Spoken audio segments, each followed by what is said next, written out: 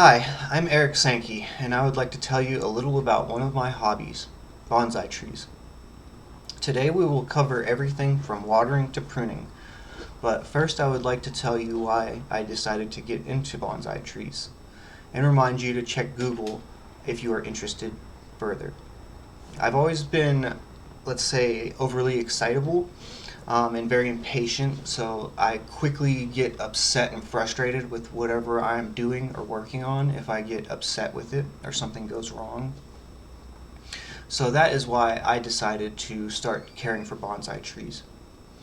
I started my juniper bonsai from a cutting, many of them actually because they kept dying.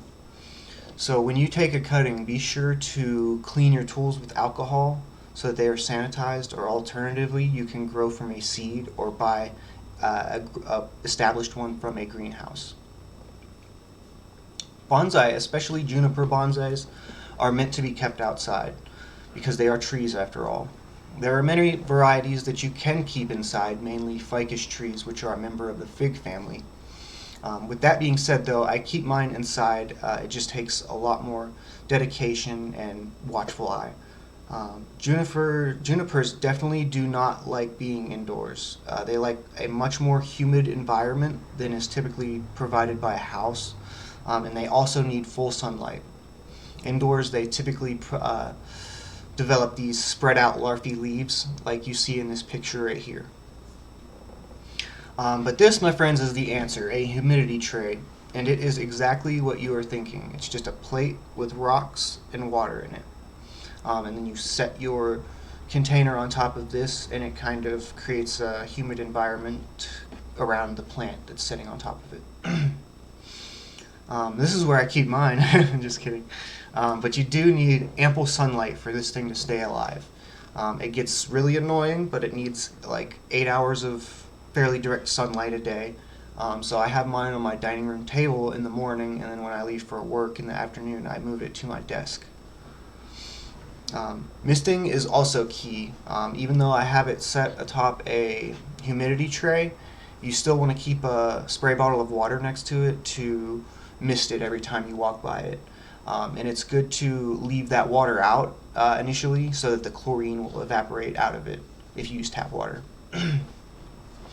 Watering a bonsai can be very tricky as well, because juniper is like a perfect balance between dry and wet.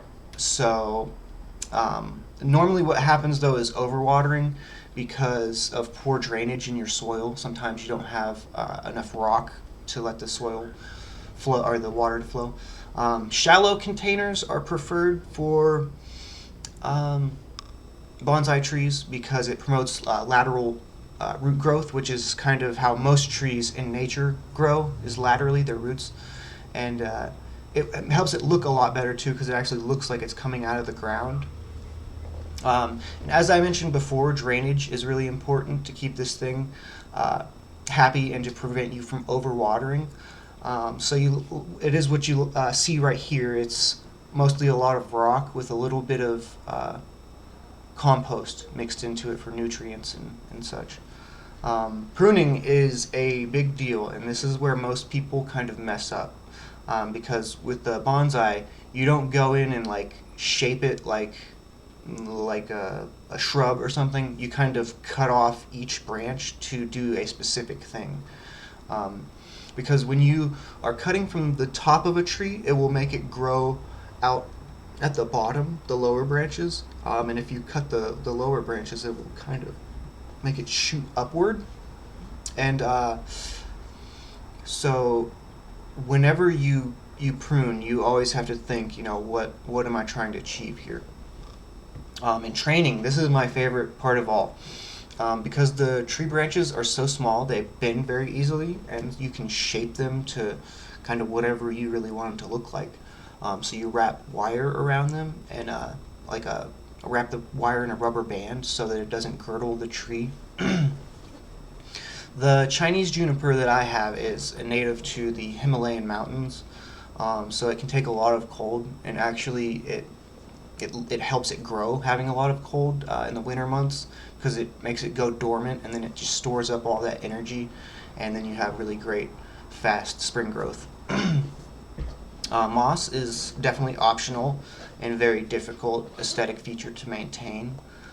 I have tried to keep moss alive on mine inside, but I gave up because it's just not moist enough in here. Um, it is fairly easy to grow outside, I feel, in the shade. Styling is how you express your final bonsai design. Um, while I have done a small amount of pruning and training to my 2-year-old bonsai, I feel that it won't be ready for my final design for another 7 or 8 years. So a lot of patience it takes. Having any type of plant in your house will improve the air quality because, as we all know, plants provide the oxygen that we breathe, and they also absorb toxins, though, too, and pollutants. So, like hairspray, any type of VOC, it will kind of mitigate that. Um, well, I told you a few times that you should keep a juniper bonsai outdoors, but I keep mine inside. And the reason for that is because I have a really oddly shaped pot that I printed on my 3D printer, and I don't want it to ever kind of outgrow that, so I want it to go really slow. With all this information that you have a great head start to start your bonsai. But remember to please start it from a seed or a greenhouse, because you don't want to kill a really old bonsai tree.